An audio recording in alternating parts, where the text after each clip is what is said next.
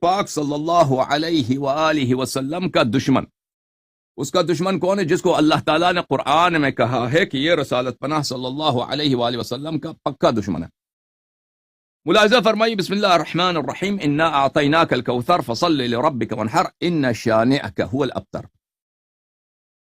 ہم نے آپ کو خیر کثیر عطا کیا ہے، حوض کوثر عطا کیا ہے، بس تو اپنے رب کے لیے نماز پڑھ اور اونٹوں کی قربانی دیا کر۔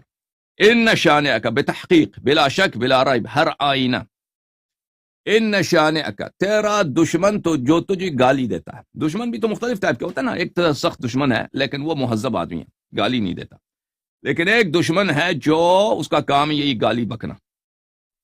نبی کریم صلی اللہ علیہ وآلہ وسلم کے خلاف ایسی دشمنی کہ وہ گالی بکے صبح سے شام تک ہجو کرتا رہے، ایسے مزاحیہ اشعار، مسخرے والی اشعار اور گالی والے اشعار وہ اور قصائد وہ پڑھتے جائے۔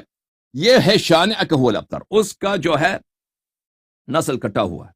دلائل النبوہ ومعرفت احوال صاحب الشریعہ، کس کی؟ لأبی بکر احمد بن الحسین البیہقی، بیہقی صاحب کی کتاب ہے، بہت عظیم، بہت بڑے لا جواب محدث، اور یہ کتاب بھی ان کی عظیم کتاب ہے، معروف کتاب ہے، الصفر الثانی، چاپ دار الکتب العلمیہ۔ اس کتاب میں ملاحظ تراث میں، اچھا اس کتاب میں میرے محترم ناظرین ملاحظہ فرمائیے، آپ کو لے کے چلتے ہیں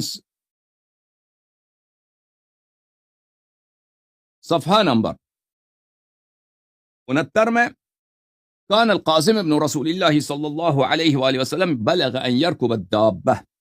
قاسم جو رسول پاک صلی اللہ علیہ وآلہ وسلم کے فرزند تھے، ان کی عمر اتنی بڑھ گئی کہ وہ سواری کرنے لگے، تو ان کی جب وفات ہو گئی ہے تو عمرو بن العاص، کون شخص؟ وہی جو جماعت عمریہ کے آنکھوں کا تارا ہے، معاویہ کا ساتھی تھا صفین میں، اس نے کہا ہے لقد اصبح محمد صلی اللہ علیہ وآلہ وسلم ابتر من ابنہ، اس نے کہا تھا کہ رسالت پناہ صلی اللہ علیہ وآلہ وسلم ابتر ہو گئے، ان کی نسل ختم ہو گئی، بیٹے ان کے مر گئے۔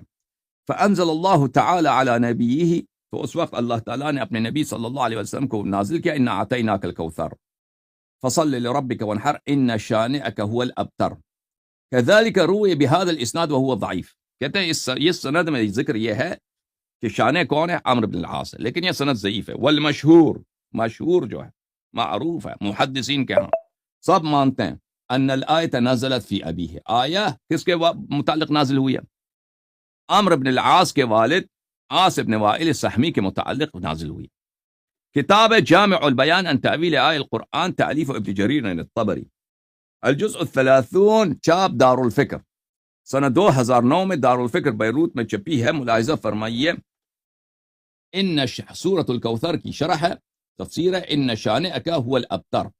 ایک حدیث ابن عباس فرماتے ہیں ان شانئک هو الابتر والعاص بن وائل، وہ شخص جس کو قرآن نے شہادت دی ہے کہ یہ کمینہ رسول پاک صلی اللہ علیہ وسلم کا شانع ہے۔ شانع سے کیا مراد ہے؟ کہ وہ گالی بکتا ہے، ہجو کرتا ہے، وہ مسخرہ کرتا ہے، استہزاء کرتا ہے، گالی دیتا ہے۔ وہ کون ہے؟ عاص بن وائل ہے۔ سعید بن جبیر نے کہا ہوا العاص بن وائل، سعید بن جبیر دوسرے سند کے ساتھ، ان شانئک هو الابتر عدوک العاص بن وائل، شانئک هو الابتر ان عاص بن وائل، مجاہد کا قول، اور بقیہ روایات بہت زیادہ ہیں اس مسئلے پر، کہ یہ شخص جس نے رسالہ امیر جس نے